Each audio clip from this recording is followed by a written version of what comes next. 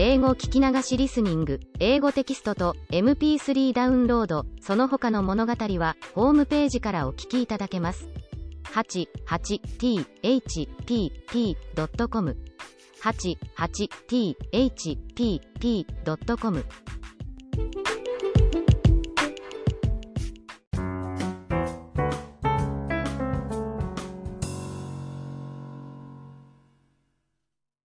Rapunzel.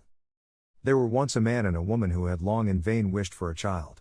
At length the woman hoped that God was about to grant her desire. These people had a little window at the back of their house from which a splendid garden could be seen, which was full of the most beautiful flowers and herbs. It was, however, surrounded by a high wall, and no one dared to go into it because it belonged to an enchantress, who had great power and was dreaded by all the world. One day the woman was standing by this window and looking down into the garden, when she saw a bed which was planted with the most beautiful rampion, Rapunzel, and it looked so fresh and green that she longed for it. She quite pined away and began to look pale and miserable. Then her husband was alarmed, and asked, "What ails you, dear wife?" "Ah," she replied, "if I can't eat some of the rampion, which is in the garden behind our house, I shall die." The man, who loved her, thought, "Sooner than let your wife die, bring her some of the rampion yourself, let it cost what it will." At twilight, he clambered down over the wall into the garden of the enchantress, hastily clutched a handful of rampion, and took it to his wife. She at once made herself a salad of it, and ate it greedily.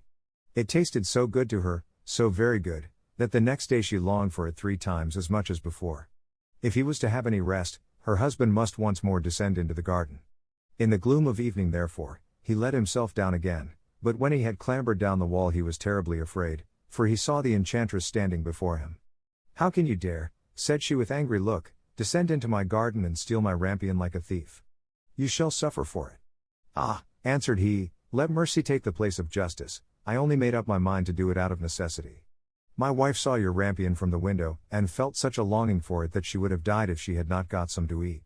Then the enchantress allowed her anger to be softened, and said to him, "If the case be as you say, I will allow you to take away with you as much rampion as you will, only I make one condition. You must give me the child which your wife will bring into the world, it shall be well treated, and I will care for it like a mother."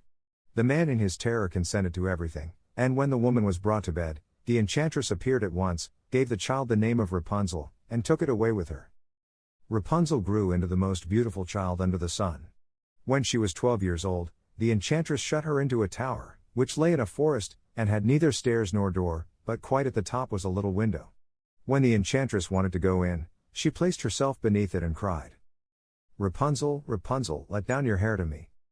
Rapunzel had magnificent long hair, fine as spun gold, and when she heard the voice of the enchantress she unfastened her braided tresses, wound them round one of the hooks of the window above, and then the hair fell 20 ells down, and the enchantress climbed up by it. After a year or two, it came to pass that the king's son rode through the forest and passed by the tower. Then he heard a song, which was so charming that he stood still and listened. This was Rapunzel, who in her solitude passed her time in letting her sweet voice resound. The king's son wanted to climb up to her, and looked for the door of the tower, but none was to be found. He rode home, but this singing had so deeply touched his heart, that every day he went out into the forest and listened to it. Once when he was thus standing behind a tree, he saw that an enchantress came there, and he heard how she cried, "Rapunzel, Rapunzel, let down your hair to me." Then Rapunzel let down the braids of her hair, and the enchantress climbed up to her. "If that is the ladder by which one mounts, I too will try my fortune," said he, and the next day when it began to grow dark, he went to the tower and cried, "Rapunzel, Rapunzel, let down your hair to me." Immediately the hair fell down and the king's son climbed up. At first Rapunzel was terribly frightened when a man, such as her eyes had never yet beheld, came to her, but the king's son began to talk to her quite like a friend, and told her that his heart had been so stirred that it had let him have no rest, and he had been forced to see her. Then Rapunzel lost her fear, and when he asked her if she would take him for her husband, and she saw that he was young and handsome, she thought, "He will love me more than old Dame Gothel does," and she said yes, and laid her hand in his. She said, "I will willingly go away with you, but I do not know how to get down. Bring with you a skein of silk every time that you come, and I will weave a ladder with it, and when that is ready I will descend, and you will take me on your horse."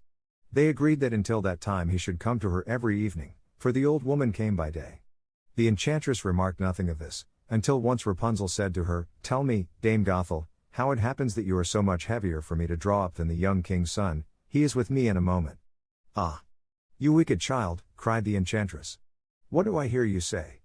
I thought I had separated you from all the world, and yet you have deceived me. In her anger she clutched Rapunzel's beautiful tresses, wrapped them twice round her left hand, seized a pair of scissors with the right, and snip, snap, they were cut off, and the lovely braids lay on the ground. And she was so pitiless that she took poor Rapunzel into a desert where she had to live in great grief and misery. On the same day that she cast out Rapunzel, however, the enchantress fastened the braids of hair, which she had cut off, to the hook of the window, and when the king's son came and cried, Rapunzel, Rapunzel, let down your hair to me. She let the hair down.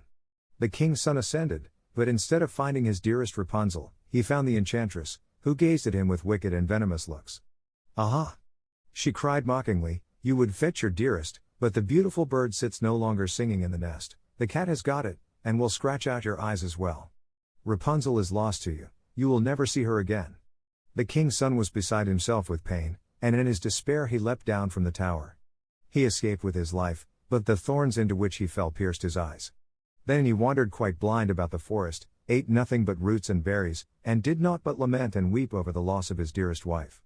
Thus he roamed about in misery for some years, and at length came to the desert where Rapunzel, with the twins to which she had given birth, a boy and a girl, lived in wretchedness. He heard a voice, and it seemed so familiar to him that he went towards it, and when he approached, Rapunzel knew him and fell on his neck and wept. 2 of her tears wetted his eyes and they grew clear again, and he could see with them as before. He led her to his kingdom where he was joyfully received, and they lived for a long time afterwards, happy and contented.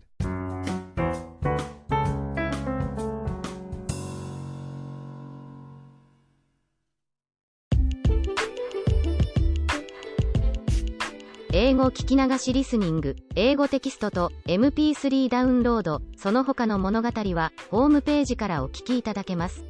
88thpp.com 88thpp.com